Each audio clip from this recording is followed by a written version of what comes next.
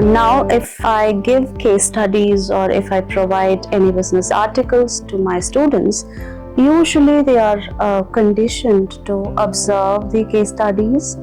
Not only observe, but they immediately drop down into pen and papers and they argue, they assess the situations and the business leaders, and they come up with some suggestions. My question was, why shouldn't we just pause the observation? Why shouldn't we pause the assessment and go with more of an understanding and observing perspectives? So that's where this autobiographical notes and book reading sessions of non-business leaders pitches in. So basically what we intend to do in this particular pedagogy is that I'll be taking the book and I'll be reading some of the excerpts from the book in a Gurukul setting. So basically it closes the distance between the teacher, the educator and the students, and I'll be the one who will be reading some of the excerpts from the book.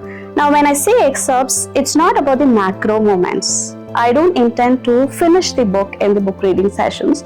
I'll be concentrating on the micro moments which are lacking in other business articles and materials, which usually students study, learn and assess, right? So these micro moments can be unrelated or irrelevant to business world, but these micro moments or the micro stories create a persona for the business leaders or the non-business leaders, and it sets the tone for the students to get into the story world, right? So when I do that, when we process this particular journey, I make sure that I concentrate on connect-disconnect philosophy, because when they are completely immersed in that story world, there is a danger of a single story, because the story is coming only from the voice of the leaders, right? So I make sure that after reading a particular excerpt, I push them into the story world, and then again I pull them into the real world, and they'll be prompted to give their own personal narratives which connects the story world and the real world, so that we are not talking about the singular voices of the leaders.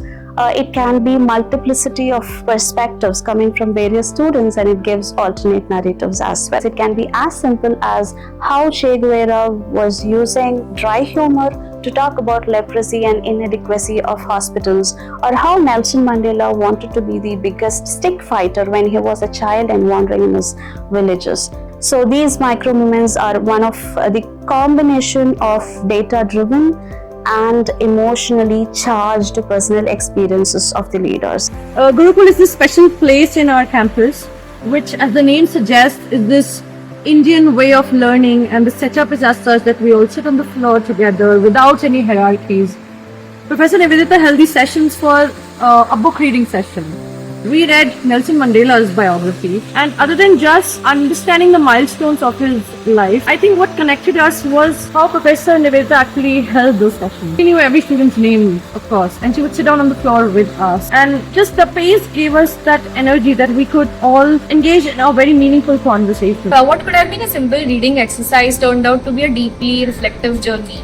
The way she paused, explained and drew examples from Mandela's life was something which inspired us, and also was something which we connected with very easily. Also, what struck with me, I feel, was it created a space for us students to reflect, to draw resilience from Mandela's life. It wasn't about finishing a book overall. I feel it was more about connecting with it, engaging with it, and questioning it as well, and then drawing lessons from it. And one more hidden agenda about this pedagogy is that we all know reading habits have gone down.